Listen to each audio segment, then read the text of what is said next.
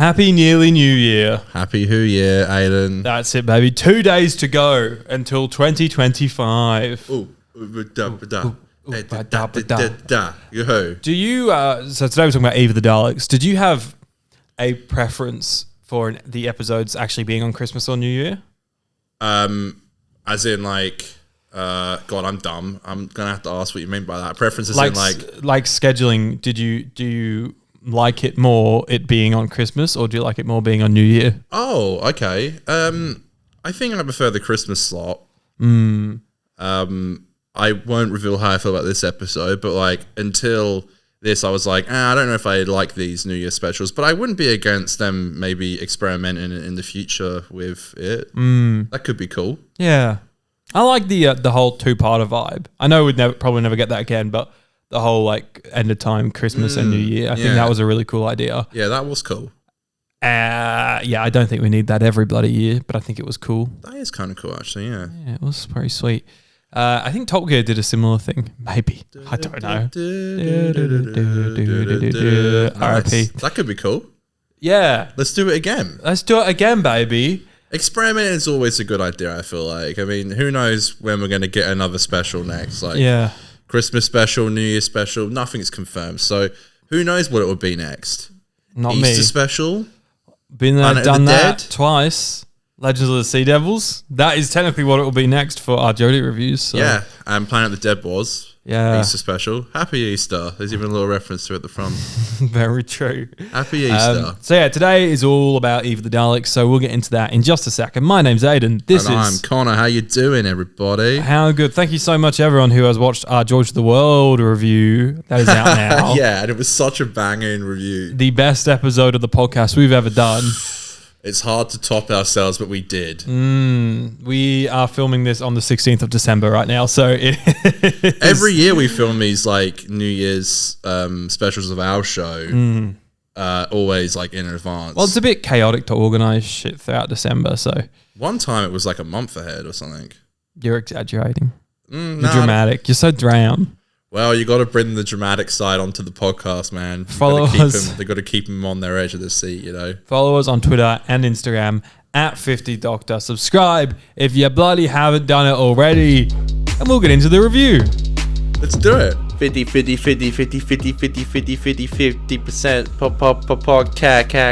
Eve of the Daleks is the first of 3 special episodes that followed the 13th series of the British science fiction television program Doctor Who. Yeah. First broadcast on the 1st of January 2022. You guessed it. Yeah. The annual holiday special. It was written by Chris Chibnall and directed by Anita Loeffler. Yep. It is the third and final part of a loose trilogy that developed in previous festive specials. I don't know if this is a third. I don't know if this counts as a trilogy.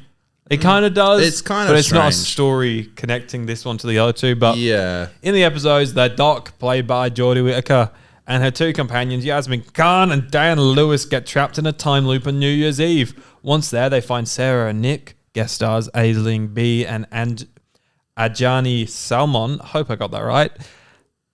And the 5 are repeatedly chased by a Dalek.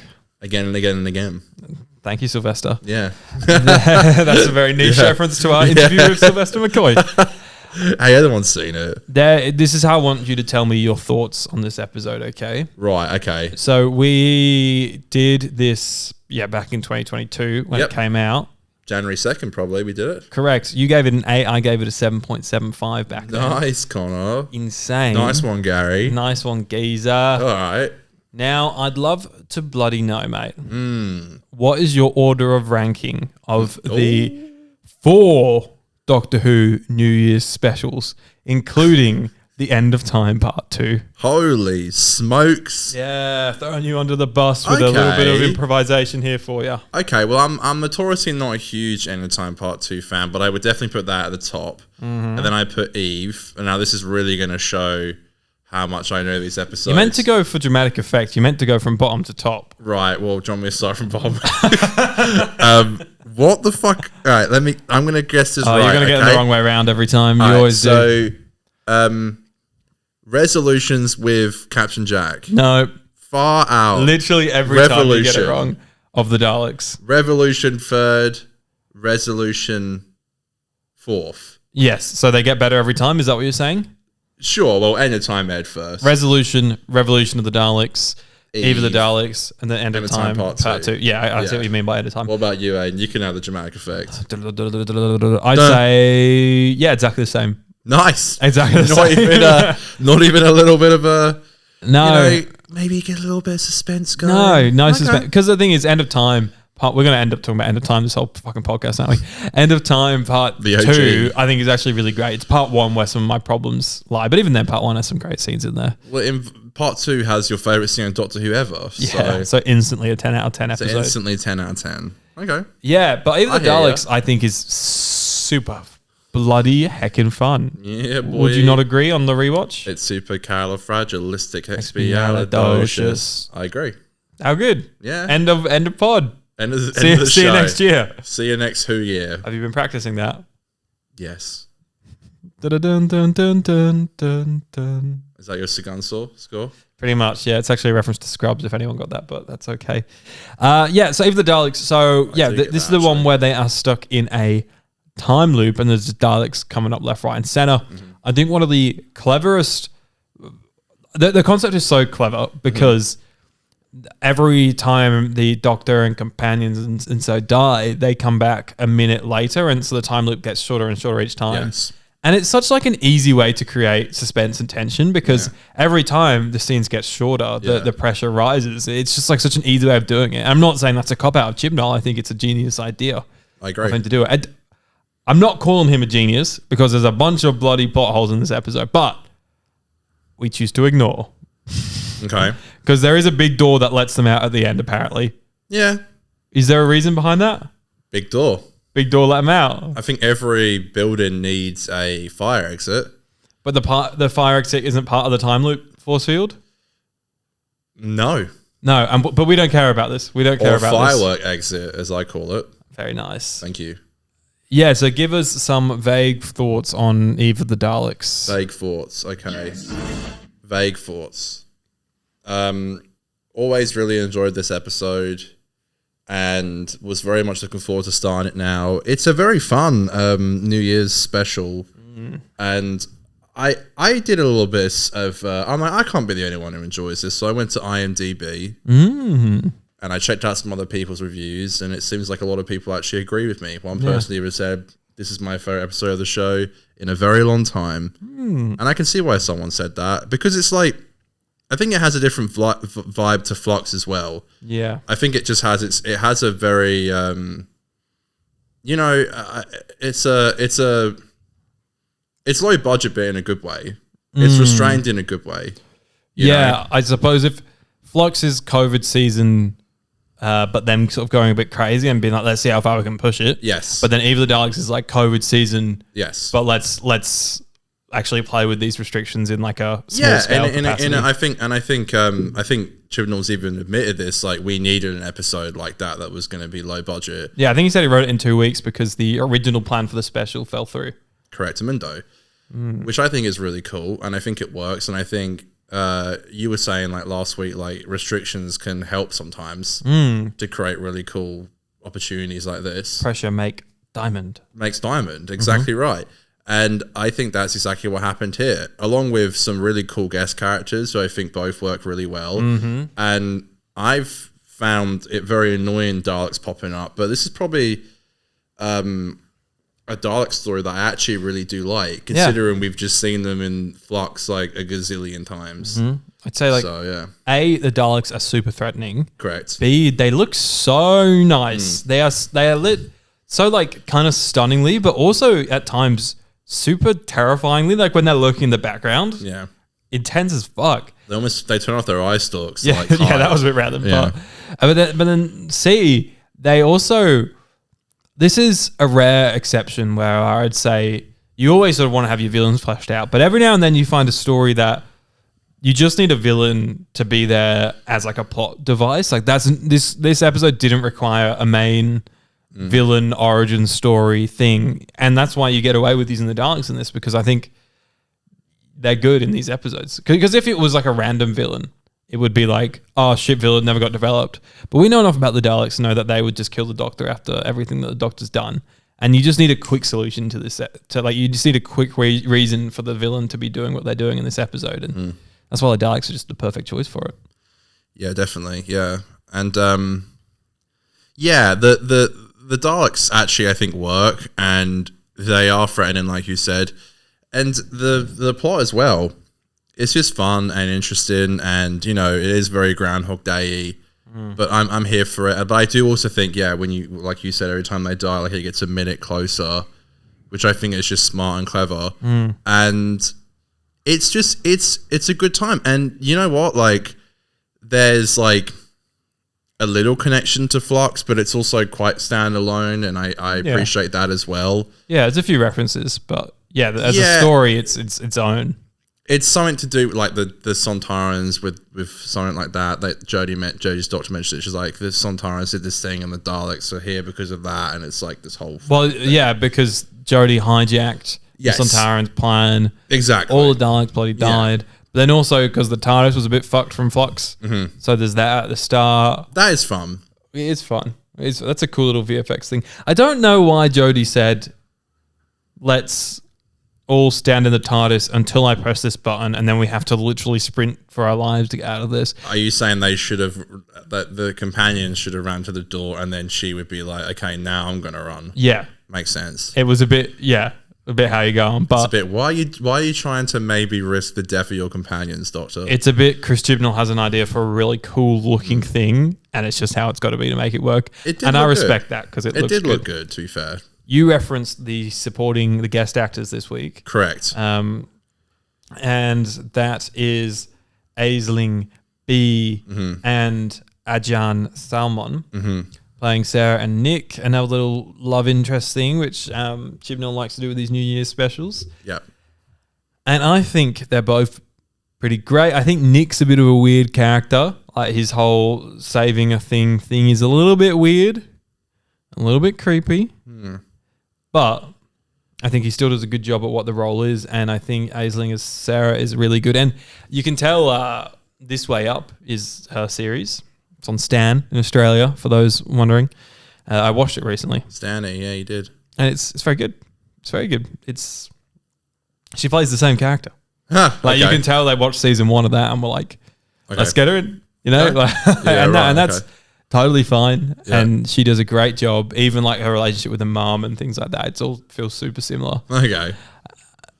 But yeah, I think she was pretty good in this one. I liked it. I liked them.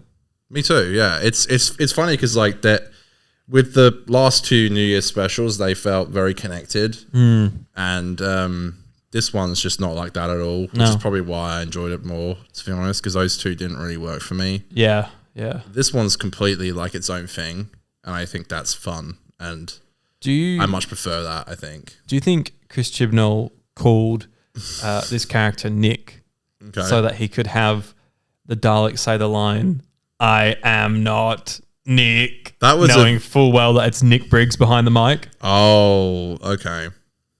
I thought that line was very strange when I watched it today, and now I get it. I honestly think that's an inside joke. Nick Briggs. I am not Nick. The voice is still really great. It is great. That's funny. This episode was... He has a great sense of humour, Chris Chibnall, doesn't he? He's a banter king. He's just got the banter, Yeah. Yeah. I watched this slightly hungover on Sunday morning. Nice. And because I had my old birthday bash on Saturday night. And so Sunday I woke up and was like, do you know what I want to do with my life? Have a happy nearly New Year. Watch Eve of the Daleks. And it made it better. Nice cup of coffee. No yogurt? No yogurt. I did do yogurt. Okay, you did a yogurt. I have yogurt on weekends. Okay. Don't ask me for health advice, folks. It's a weird thing I do. You needed it. Yeah, and it cured my head. My head was gone by the end of it. Nice. Eve of the Daleks, nearly New Year. It gets you going. Shall we walk through the plot a little bit? It's kind of like a hard one. You do it. I'll just ad lib. You react. Connor's reaction to me talking about the plot. That's what these podcasts are. Yes. I love just sitting in the corner and ad libbing. So we have the episode starts. Nick rocks up. Happy nearly New Year. Monopoly, baby. Yeah, he wants to store his Monopoly from his as yet unborn child. Yeah. and Aisling B, who plays Sarah. Yeah. So I just had to check the sheet then. Yeah. He's like, no, you dirty dog. I don't want you in here on New Year. And he's like, yeah, but I am your only customer. And she's like, yeah, you're right. I'm the dirty dog. That can't be real, surely. Yeah, I don't think you can have a facility that big and have one customer, but that's okay. Elf storage. Yeah, that's kind of funny. I like that. The S fell off. Yeah. It's elfs. Mm-hmm. Yeah. So, the two dogs, they don't get rowdy yet. But she sends him off and she's a little bit rude to him as he goes on his way. And then he dies. Yep. And then she dies. And you're like, hang on a minute, this is a bit early for the guest cast to die this week. Super early. Better yet, Jodie Whittaker's got 2 episodes left after this one. I know, boy, you wouldn't bloody believe it. But when she steps out that TARDIS alongside Yasmin Khan and Dave Lewis. Dave Lewis. Dave Lewis. And Dan Lewis, these gang of geeses all get shot and exterminated. Title sequence. 10-minute pre-title sequence, I want to add. What, until it plays? Nice. It was like 9:26, and I thought that's got to be one of the longest. That's got to be a world record. Yeah, but then again, you have no, Sleep No More does have a title sequence snuck in there. It's just not the one you expected. But 73 yards doesn't. That's true. So that's the longest gap without having a title What's sequence. the sneaky one in Sleep No More? It all glitches and just goes Sleep No More on the screen. Okay. Trust me, I know Sleep No More, mate. Okay. And then they restart, and it's like, oh my god, it's Groundhog Day. I have a bit of a... All right, here's my gripe with the episode a bit. Yeah. All right, so how many times have they fought the Daleks and the main characters never get shot? In this episode, they get shot like each maybe like 12 times. But equally, these new Daleks have the guns, right? Think of the guns.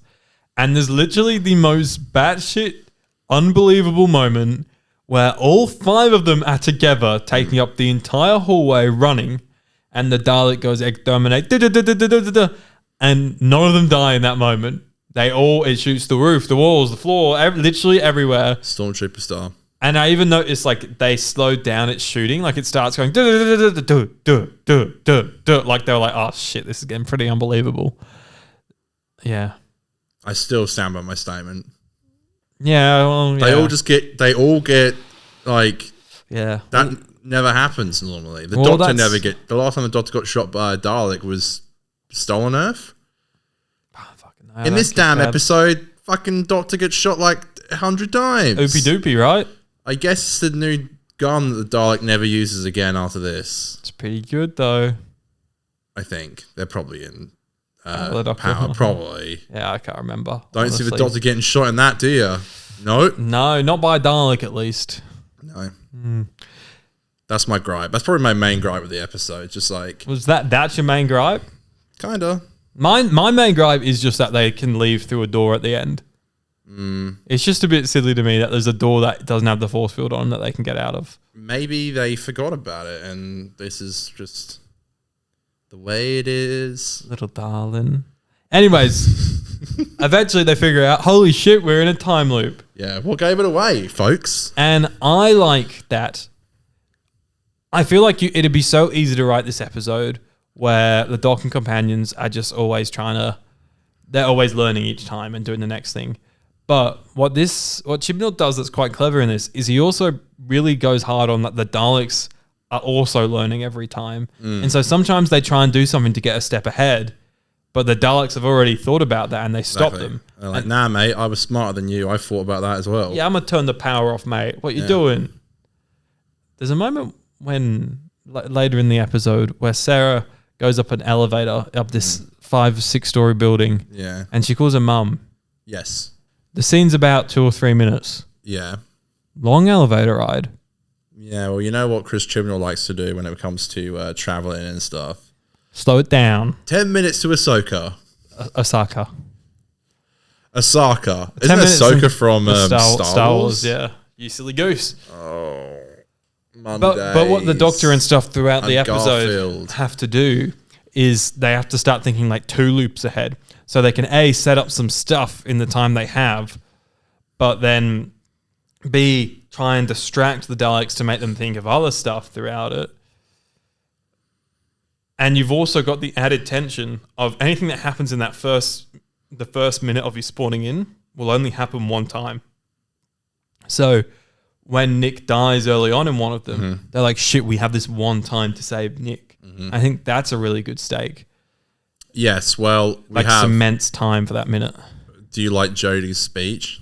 Jodie's speech is amazing.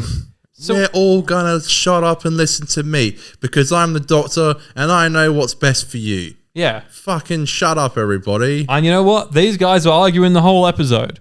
So they better shut up and listen to her. Yeah. And it's a good speech. I think she does a good job. I think Sagun does a good job. Big shout out to Anish Telafur, who I think does a bloody great job directing this episode. Considering I think it could get stale quite quickly because it's just Pete repeat. You know?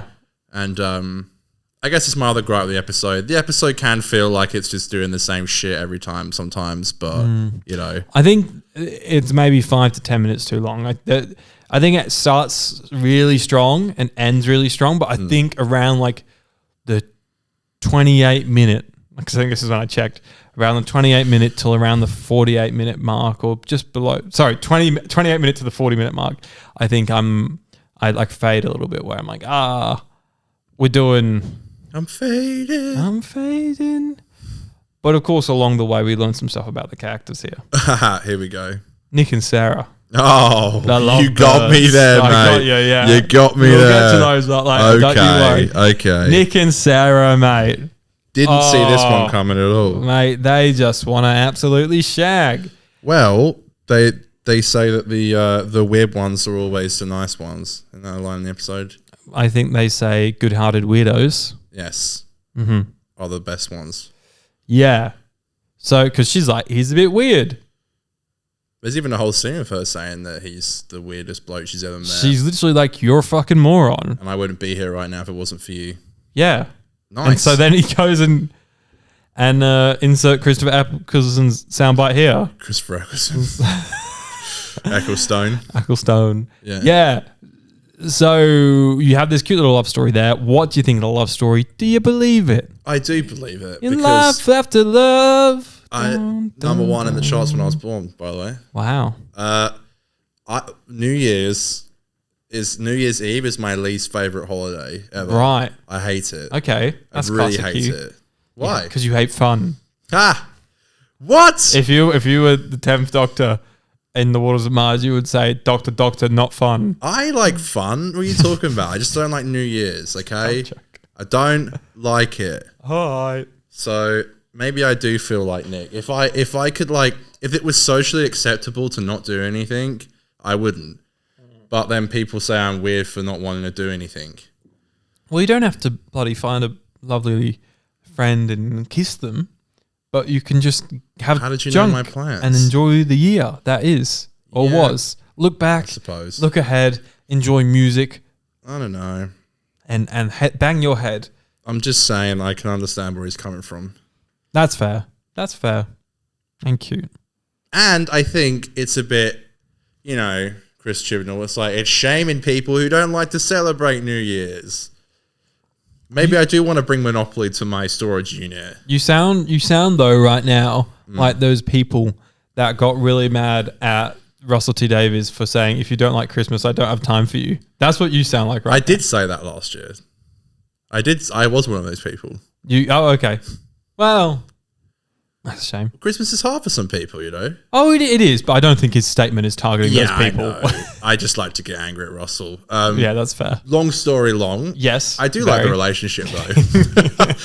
Yeah, cool. I do like it. I think it is a bit strange that then suddenly at the end she's just like, yeah, I do like you, and they have a kid together, I guess. And for some reason at the end you see the TARDIS flying in the sky. It's like, they left months ago. You've had a kid. It must have been over 9 months. Wait, they're having a kid? They have a kid, don't they? No, what are you on about? Sorry, I thought I misheard you the first time you said that. Was I seeing Where on earth did you get this kid from? Isn't the last thing, aren't they carrying a baby stroller? No, they're carrying a bag because they're going on holiday. She says, my mum's going to think I'm crazy because I'm going on holiday with someone I met 9 days ago or something like that. Oh, I might have been taking a piss during that bit. I can still see the TV from my room. Obviously not well. No, you're obviously not watching it enough to do critical I've already analysis for this seen highly it. professional podcast. Okay, I thought they had a kid. I guess they don't. This is just like you watching Ice Warriors episodes 1 to 4 and not 5 to 6, and then coming on here and doing a review and saying you watched the whole thing, and only later coming out as saying I didn't actually watch it. That was one time, and I think it was 1 to 3 actually.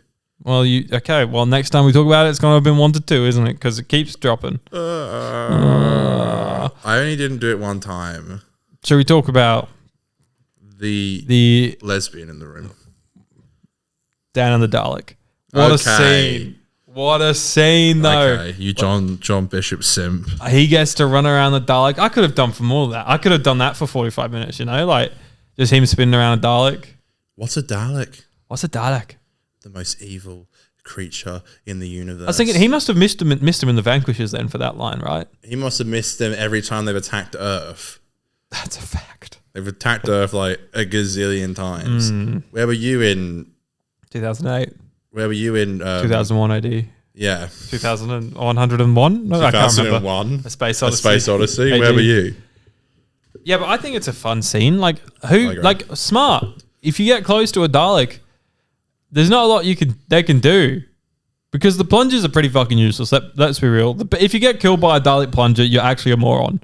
Because happens one time. But it's dumb. He sits there and he's like, no, twice. It happens in Dalek and It's like, come on, mate. True. The guy in Dalek, you get it because he's like, oh, what's going on here? Blah. But if they come at you with that fucking plunger, you are a moron if you get killed by it. Okay. And it's easy to just outrun him as he spins his little gun around. And we have an explanation for the plunger now. Because we definitely need one. What do they say again? Oh, sorry, in Skaro. That Destination Skaro. It's a sick one. We definitely needed that. Yeah, we've been begging for it for years, mate. So yeah, he outruns a Dalek, which is fun. Yep. And then, all right, let's do it. Let's talk about him. Yes. Is it a joke again? I was trying to think of another one. Trying to think of something else. So we sort of have two big scenes here to talk about, right? Mm-hmm. We have the moment where Doctor kind of yells at Yaz, and Yaz is like, but I care about you. She runs away into the shadows, into the dark. And Dan's like, oh, here we go. Yeah, you ever gonna tell her? You ever got Tell her what? Yaz, Sheffield. I travelled with you for 4 years. I thought it was 2. I swear it was 2. Time flies when you're having fun. Right. Okay. When you're having flux. I swear it was 2, but anyway. Yeah. 4 years. Apparently they're like best friends. Doesn't seem like that at all. He's like, I saw you with that hologram. And she says, yeah, he called me out. Called in 4K. Yep. And yeah, so Dan's basically saying, hey, Yaz, I see what's going on here. Mm-hmm. And Yaz is, I like her line where she's like, I don't even tell myself. I do like that line. Me too. I think the larger story of what people refer to as queer baiting a lot of the time is not up to me to decide with this one, because I don't think I'm in a place really to dive too deep into that one. Very respectful. But all I can say is that from what I see online, I see some people that really love it and felt seen by it, but then other people that didn't love it.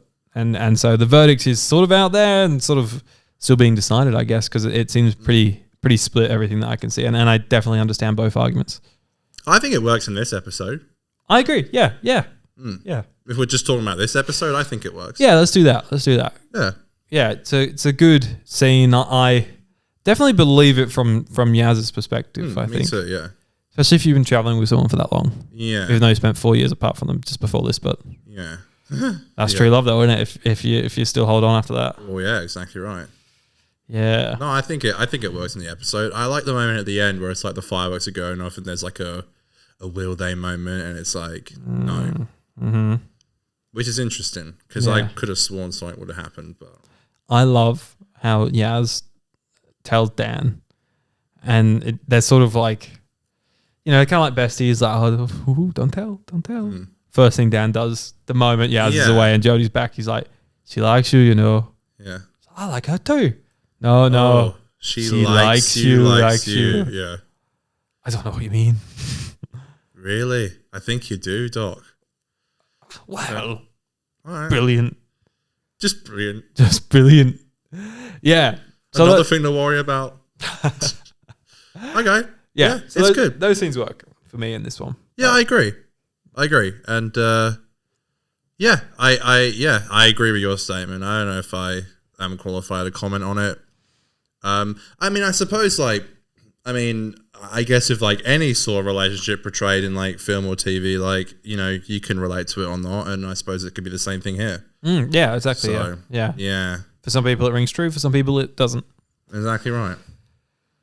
So yeah, they start to think 2 steps ahead for these Daleks. They have what was a pretty fun sequence of them just like throwing them off the scent. Yeah. At the moment when the Dalek comes and they just sat around with the feet up and they're like, "All right, Dalek, what's going on?" That one was pretty fun. I would just love pissing off a pepper pot. Yeah, I'd love it. Do you know what?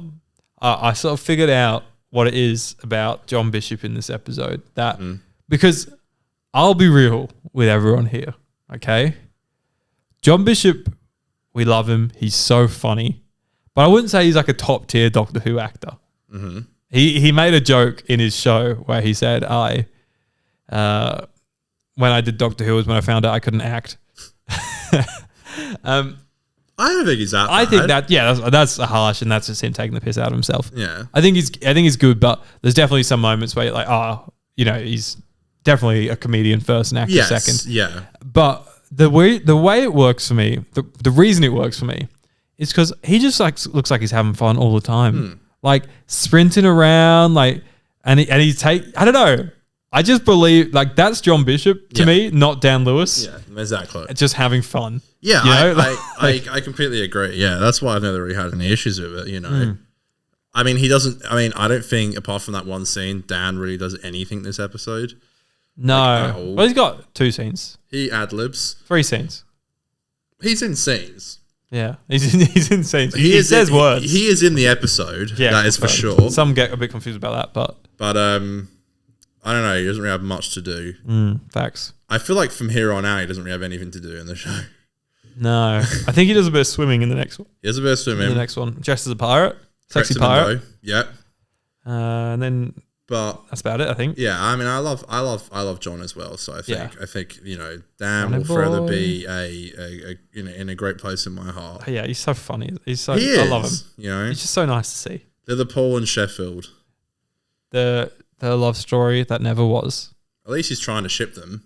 Yeah, I like it. Respect. Dan Lewis, the ally. I love it. He is. They escape through the back door. Your favourite. My favourite moment. They blow up the warehouse. With fireworks. Fireworks. 'Cause baby, you're a fire. They should have played that over it. That would have been a leap. There's a few really good VFX shots I thought in this. And look, this episode I was really watching it going... No, Jodie Zero never looked good. Well, that's the thing. I was like, mate... It never looked good. If Doctor Who went back to this VFX, I'll be more than happy. Yeah. Like, that VFX, I don't think looks far at all from where they're at now. Nah. Like, they pulled off some cool stuff. There's a great VFX shot of just the TARDIS in the rubble with a broken Dalek. And it looks great. Like, it looks genuinely amazing. You're really reaching here, Aiden. Am I? That CGI is awful. Oh, get off. I agree. I think it looks really good. I love CGI fireworks. And I feel glorious. And as we were watching the fireworks, so was someone else. Wow, so great. Can you name this character? I can't. This is my trivia for you. Can you name this character? Kevin. Very close. Close to Kevin? Same first letter. It's not Kevin, so it had to be Keith. It's not Keith. Not Kevin, not Keith. You got 3 more guesses. It's not Kevin, not Keith. It's obviously correct. Have you seen the movie Up? Isn't that Kevin? No, there's another. I think the name of the old man. Russell is the little kid. Is the little boy.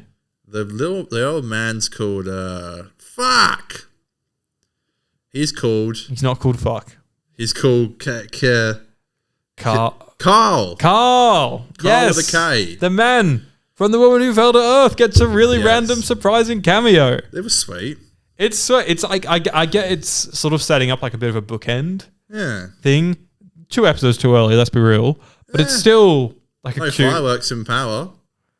No, but I mean, they could have. I'm just saying they could have found a cameo for him in Power. But like, I'm not complaining. I think it's still so cute and fun to see him. He's like, oh, just for me, and he films it. Fucking love Carl, mate. What was Chibs on when he was like, I'm gonna bring back? It is Carl. a kind of random thing to bring. Like, I remember when I saw it for the first time. It took me like 5 seconds. I'm like, is that the guy from Women Who Fell to Earth? Yeah, I was like, no way. Yeah, the one who gets his confidence because he's been listening to like self-help audiobooks. See, the thing is, Chris Chibnall, he gives the fans what they fucking want. Right. He brings back Sylvester McCoy, Colin Baker, Paul Ace and McGann, Ace, Tegan, Peter Davison, Captain Jack Harkness. Yeah. He did bring back a lot of people. He actually did kind of do a good mix of new stuff with fan stuff. The new stuff, the homies didn't like, let's be real. Plumber's Child is what I'm saying here.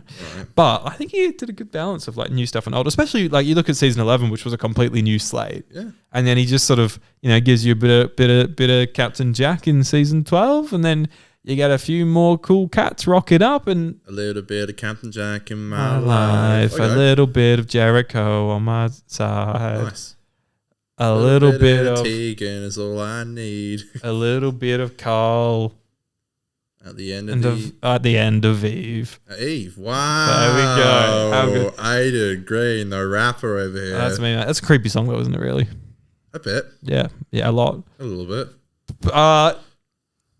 Yeah, that's about it, isn't it? They all fuck off into the TARDIS. They go, let's go to Legend of the Sea Devils. Yep. And Did then you watch the trailer? No, I pressed pause. Okay. I said stop, eject disc. I know it's at the end of the credits, so Yeah. I don't know if you waited that long. I did because I'm patient. Sea Like Devils. water. They call me water. Sea Devils. Legend of the Sea Devil. dot. It's How to like focus the sea out of devils. focus shot Yeah. and the Sea Devil goes. That's clever. That's marketing. I like that a lot. Sea Devil! Yes. Everyone was so excited. The design looked flawless. Yeah. The episode looked intriguing. Yeah, everyone was like, this shit slaps. Easter was just a few months away, It was. and Jodie's penultimate Penultimate. episode was just a stone's throw away.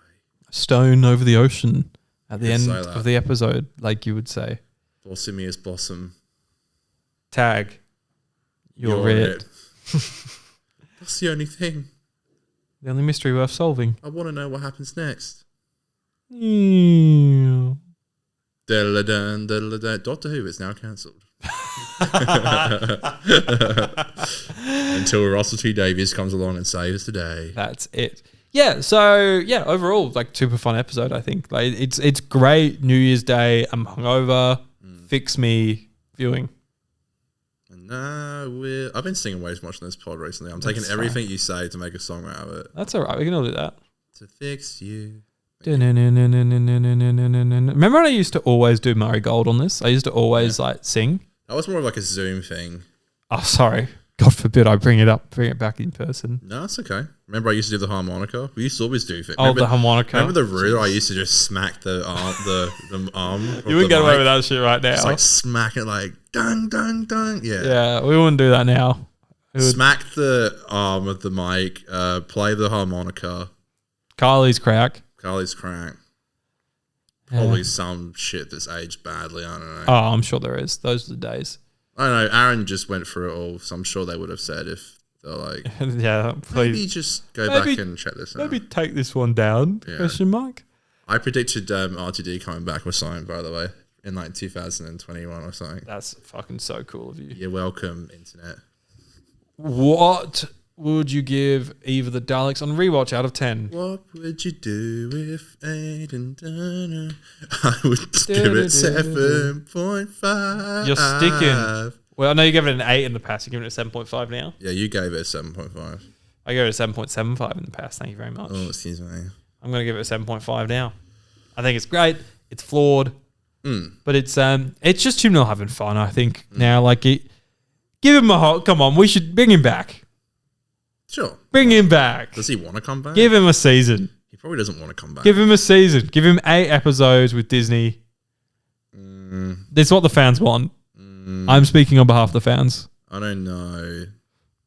God forbid anyone who runs Doctor Who ever. Yeah. Like, If he came back, could you imagine? Could you imagine, like, breaking news, Chris Chibnall returning as Doctor Who showrunner? Honestly, now that Russell's come back, I wouldn't be surprised if anything like that happened. No way. What do you mean? Just cut, like... Come on, man. The impossible happened. I mean, I would hate it if he came back, but just because I think the show needs fresh blood, not old blood. I agree. But... You know, it's Steven's turn next. But, like, there's just no way that the BBC would do it. Just with how much backlash his era got. There's just no way. I know. They'd rather give intern Bill the job over I Chris agree. Chibnall, I think. Yeah. Give it to Sally Wainwright. That's what I want. I'd love that, mate.